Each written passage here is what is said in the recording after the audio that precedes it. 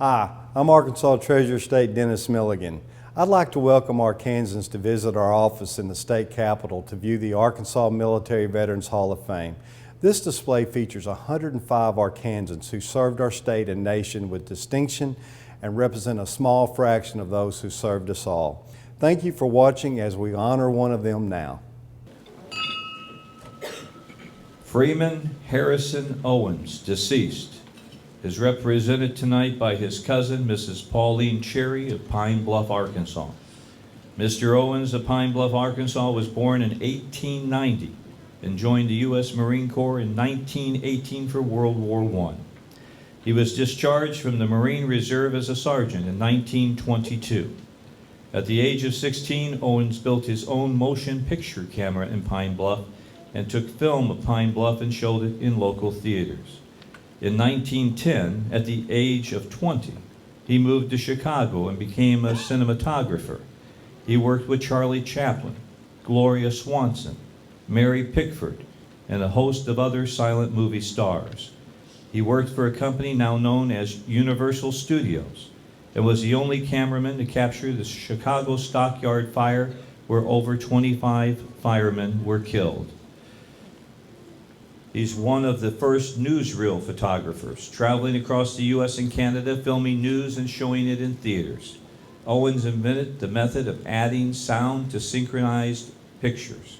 He joined the Marines as a quartermaster sergeant in March 1918 and was one of the very first military photographers.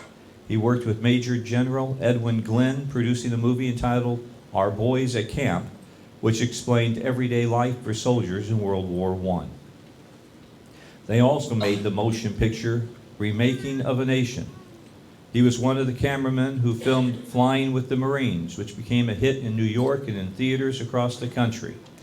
In January 1919, he traveled to France on the USS George Washington and filmed President Woodrow Wilson at sea.